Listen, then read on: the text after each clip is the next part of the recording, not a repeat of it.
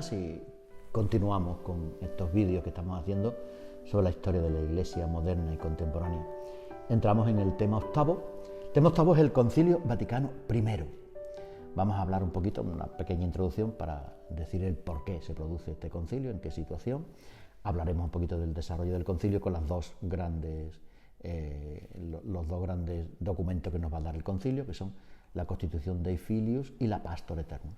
Y luego haremos un pequeño juicio de valor sobre el concilio.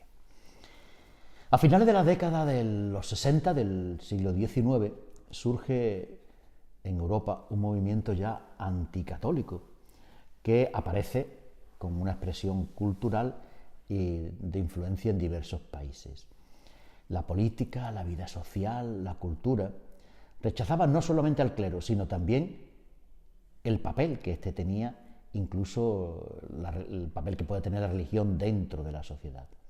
La Iglesia va a quedar desposeída de muchas de sus posesiones por las diversas desamortizaciones y los religiosos quedan sin conventos, desaparecen los registros de nacimiento y de matrimonio y de funciones porque son trasladados de las parroquias a las iglesias, a los ayuntamientos, de las parroquias a los ayuntamientos, etc. Aparecen distintas teorías donde ya se niega la existencia de Cristo, se pone en duda el relato bíblico, etc. Ante todo esto, la Iglesia se encuentra con un poco de desconcierto. Ha pasado de tener una situación absolutamente privilegiada a prácticamente no tener ningún valor dentro de la sociedad. Además de eso, hay que entender que políticamente prácticamente los estados pontificios han desaparecido. Napoleón III, que es el rey francés, entra en guerra contra Alemania, con lo cual la Iglesia, que era protegida por Napoleón III, va a quedar un poco desvalida y el rey italiano va a comenzar lo que es la unificación de Italia. Bien, ante esta situación, el Papa del momento, que es el Papa Pío IX, piensa varias soluciones. Por un lado, el sílabus, que es un elenco de errores del momento, el dogma de la Inmaculada Concepción también, y finalmente a todo eso se le une el Concilio Vaticano I. Desde el Concilio de Trento, 1545-1563, no había habido ningún concilio en la Iglesia. No faltaron, mejor dicho, gente que consideró que no era el momento de convocar un concilio. Las condiciones de Europa, el poder temporal, todo lo que está sucediendo, pues no era conveniente. El Papa pregunta incluso a 60 obispos, entre ellos algunos españoles, que en ese momento están en Roma. Y los obispos declaran que es oportuno y que es necesario ese concilio. Condenar algunas ideas filosóficas, clarificar la relación entre la Iglesia y el Estado y también la relación con las iglesias ortodoxas, el tema del ecumenismo. Incluso algún obispo plantea el tema del poder temporal del Papa y hablar del primado pontificio y sobre todo alguno que propone la infalibilidad papal. Finalmente se convoca el 26 de junio de 1867. Se va a hablar ya de Concilio Vaticano, un concilio en el Vaticano de una manera mucho más seria. Un año después, 1868, se formula la Bula Aeterni Patris, con la cual se abre definitivamente el concilio el 8 de diciembre de 1869. Después de esta convocatoria se forman comisiones para que trabajen los temas importantes. Se hablan de más de 100 consultores. Aunque faltaron dos de los mejores teólogos de la época, Newman y Dollinger. Se crea una comisión teológica que, trabajando a partir del sílabus, de ese elenco que había dado el Papa de errores del momento, va a trabajar sobre cuestiones teológicas. Una comisión para la disciplina eclesiástica, donde se habla de la vida del clero, de la pastoral y del ministerio episcopal, del matrimonio y la elaboración de un catecismo. Tercero, la comisión de los regulares, que va a tratar el tema de las órdenes religiosas. Cuarto, la comisión de misiones e iglesias de rito oriental, la comisión político-eclesiástica y finalmente la comisión de ritos. De todas estas comisiones surgen 50 esquemas. Se discuten 6 y al final solamente se aprueban 2, Dei Filius, Pastor Aeternus. Se aprobó, aunque no se llegó a promulgar, un catecismo único para toda la Iglesia. Finalmente, se aprueba también un itinerario de los trabajos que se promulga el 27 de noviembre de 1869. Es decir, no es como en Trento, que en el concilio se promulga un poquito cómo se va a trabajar, sino que aquí ya viene todo desde arriba. Además de eso, a estas discusiones se une una revista semioficiosa del Vaticano, la Civiltà Católica. Propone, en varios artículos, que se confirmen las doctrinas del sílabus y, sobre todo, propone que se hable de la infalibilidad papal. Este artículo produjo una enorme alarma, expectación, incluso podemos decir también estupefacción. Todo el mundo sabía que la revista es semioficiosa del Vaticano, por tanto todo el mundo echó la culpa al Papa de este artículo y de esta propuesta de la infalibilidad. Hoy sabemos que no es así, que el Papa no tuvo nada que ver. Es verdad que el Papa le gustó el tema y aprobó y luego lo llevó al concilio, pero no es él el que va a hacer este artículo y el que va a presidir esto. Hay una serie de personajes que hablan de la inoportunidad de este concilio. Así, por ejemplo, el obispo de Orleans, Dupanloup, dice que la Iglesia ha estado 18 siglos sin el dogma y de la infalibilidad y que puede estar más adelante. Por lo tanto, no es necesario crear este dogma. Podía crear muchas dificultades para el ecumenismo. No estaba claro que hubiera un consenso en toda la Iglesia, no estaba claro tampoco qué significa eso de ex cátedra. Incluso hay algunos acontecimientos de algunos papas, como el Papa Liborio, en la controversia arriana, o el Papa Honorio en la controversia monoteleta, sobre el tema de la voluntad de Cristo, pues no está muy claro si no cometieron algún error. Iba a crear dificultades con los gobiernos y bueno, la Iglesia ya tenía tres pilares, que era la infalibilidad de la propia Iglesia, el primado del Papa y el carácter perpetuo de la tradición, con lo cual no hace falta esta nueva norma o esta nueva idea de una infalibilidad papal. Además, los obispos que se reúnen en Fulda una vez al año, los obispos alemanes, declaran que tampoco es oportuno. Bien, en este ambiente, finalmente, el 8 de diciembre de 1869, se inaugura el Concilio Vaticano I, en el cual aparecen 700 obispos. Desde un primer momento, el concilio se divide en dos grandes grupos: el grupo de los infalibilistas, de la mayoría, italianos, españoles, americanos, irlandeses, misioneros, franceses, suizos y belgas; y no infalibilistas, que era la minoría, un grupo de austríacos, alemanes, húngaros y algunos franceses. Comienzan los trabajos y, más o menos rápidamente, se hace la primera constitución, la Dei Filius. Se aprueba el 24 de abril de 1870. Es una constitución compuesta por un largo proemio, 4 capítulos y 18 cánones, con sus anatemas. El capítulo primero habla de la fe católica frente a los errores del siglo XIX. Materialismo, racionalismo, panteísmo, tradicionalismo, fideísmo, es decir, las corrientes filosóficas que negaban el tema de la trascendencia y hablaban de la autonomía del sujeto frente a la divinidad. Capítulo segundo, enseña que Dios puede ser conocido con certeza a la luz de la recta razón, como principio y fin de todas las cosas. Capítulo tercero, habla sobre la virtud sobrenatural de la fe.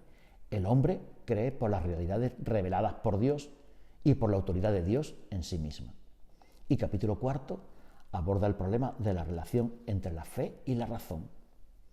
Se rechaza la autonomía absoluta de la razón, que tiene un papel importante en el camino hacia la fe. Bien, pues un poquito así resumido rápidamente, que dice esta Constitución, la Dei Filius. Pero el problema no va a estar en esa Constitución, sino el problema va a estar en la otra, en la Pastor Eternus. Mientras que empiezan a debatirse algunos temas de la Pastor Eternus, se crea una nueva Constitución, o se piensa, mejor dicho, en una nueva Constitución que sería de Ecclesia Christi, que sería la que iba a hablar sobre el tema del Papa. A la vez, se están haciendo un nuevo catecismo. Se ve necesario que haya un catecismo universal, aunque había muchos padres conciliares que decían que no era necesario. Finalmente, esta de Ecclesia Christi se le cambia el nombre y pasa a ser la Pastor Eternum. Una Pastor Eternum que va a tener 4 capítulos. Un primer capítulo sobre la institución del romano pontífice, del primado del romano pontífice. Segundo, el carácter perpetuo. Tercero, la naturaleza. Y cuarto, la infalibilidad. De los 4 puntos, de los 4 capítulos, lógicamente, el más difícil y el que más largo fue el cuarto, la infalibilidad papal. Una mayoría era favorable a la definición. Había una minoría que no es que estuviera contra el dogma, sino simplemente contra la oportunidad de ese dogma en ese momento. Y un tercer grupo que estaba un poco intentando conciliar los 2 puntos. Comienza el 6 de junio, comienza la discusión sobre los distintos temas. Los primeros 2 partes, institución del primado del romano pontífice y su carácter perpetuo, no tiene prácticamente ningún problema. Se habla del poder papal con 3 características, o con 4, mejor dicho. El poder papal es ordinario, se ejerce en cualquier momento, siempre, y no solo en casos extraordinarios. Inmediato, no tiene necesidad del permiso del obispo de la diócesis. Verdaderamente episcopal, sobre todo los fieles y pastores, y no solo en materia de fe y costumbre, sino también disciplina y régimen de la Iglesia. Y pleno, el Papa tiene en su plenitud todo el poder que Cristo le concede a la Iglesia. Además, los obispos, y este es un tema complicado, no son simples funcionarios que estén debajo del Papa, no son ejecutores de sus directrices, sino que, como sucesores de los apóstoles, tienen también un poder de jurisdicción episcopal. El problema, como hemos dicho, está la discusión del capítulo 4 y la infalibilidad papal. Comienzan distintas discusiones y finalmente el 11 de julio el obispo de Bressanone, Monseñor Gasser, especifica este contenido de la infalibilidad con 3 adjetivos. Esa infalibilidad es personal, es decir, este es un privilegio que solo se aplica a la sede romana, no solo se aplica a la sede romana, sino a cada uno de los pontífices. Y solamente cuando actúan de una manera concreta. ¿Cómo es? Cuando hablan ex cátedra.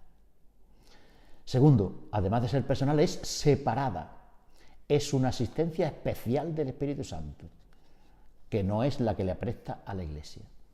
Y tercero, además de ser personal y separada, es absoluta, cuando habla acerca de la fe y de las costumbres como Padre Supremo y Universal.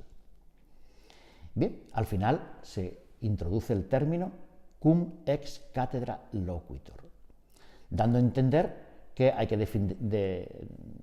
distinguir la persona del oficio. Ahora bien, la pregunta está, ¿dónde están los límites? Porque incluso el propio Papa pensaba que la infalibilidad era muy amplia, que abarcaba a las encíclicas, al sílabus, etc. Finalmente, se limitó solamente cuando habla ex cátedra. 13 de julio se lleva a cabo la votación. Se dan 451 places, 88 no places, 62 en condiciones. Y hubo 55 padres sinodales que no intervinieron, se marcharon. Cada vez más la lucha es más grave. El Papa se enfada y al final introduce también una frase contra la Iglesia galicana. Y es que las normas que introduce el Papa son válidas por sí mismas y no por el consenso de la Iglesia. 18 de julio, Roma es azotada por una terrible tempestad y finalmente se vota y se promulga la Pastor Eternus. De los 535 padres que estaban en la votación, 533 votaron afirmativamente. Los otros 2 rápidamente se adhirieron y acaba el concilio. ¿Por qué acaba el concilio? Pues acaba porque hay un problema. 19 de julio de 1870, guerra entre Francia y Alemania.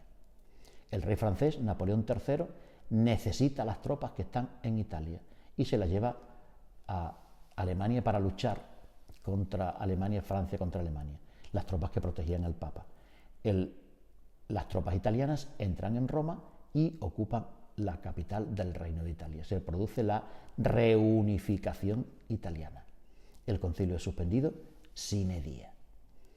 Poco a poco, los padres sinodales que se habían marchado y que no estuvieron en la votación de la Pastor Eternum se van adhiriendo, exceptuando un pequeño reducto que se le llama los viejos católicos. Y me permitís que termine la Pastor Eternum leyendo literalmente lo que dice el texto para que veáis un poquito lo que es la infalibilidad papal.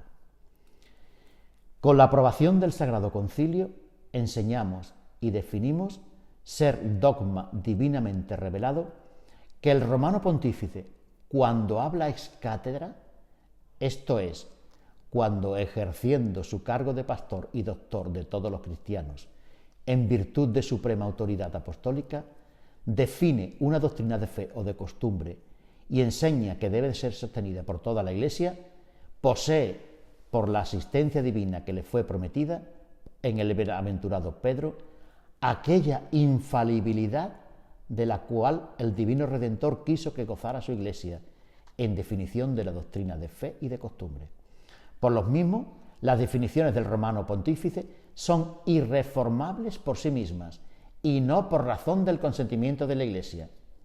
De esta manera, si alguno tuviere la temeridad, lo cual Dios no permita, de contradecir esta, nuestra definición sea anatema. Bien, el juicio que podemos hacer es que la interrupción del Concilio Vaticano II, del Concilio Vaticano I y la suspensión del concilio hizo que casi todo el programa no se pudiera llevar a cabo. Es verdad que la definición de la infalibilidad y del primado de jurisdicción echó fuera de la Iglesia los últimos reductos que había del galicanismo. Es verdad que no se pudo llevar a cabo una revisión de los problemas de la relación entre el Papa y los obispos, pero sí abrió el camino para que luego el Concilio Vaticano II, en la Lumen Gentium, pudiera completar esta eclesiología. Además, se dejaron abiertos los trabajos para luego el Código de Derecho Canónico, que se va a llevar a cabo en 1919. Y la presencia de 700 obispos en Roma hizo que hubiera muchos contactos entre ellos y mayor sensibilidad para con los problemas del momento. Se llevó a cabo una centralización de la Iglesia. Por todo esto, podemos decir que el Concilio Vaticano I fue un bien para la Iglesia, aunque fuera un bien también de forma indirecta. Y aquí terminamos este tema octavo sobre el Concilio Vaticano I.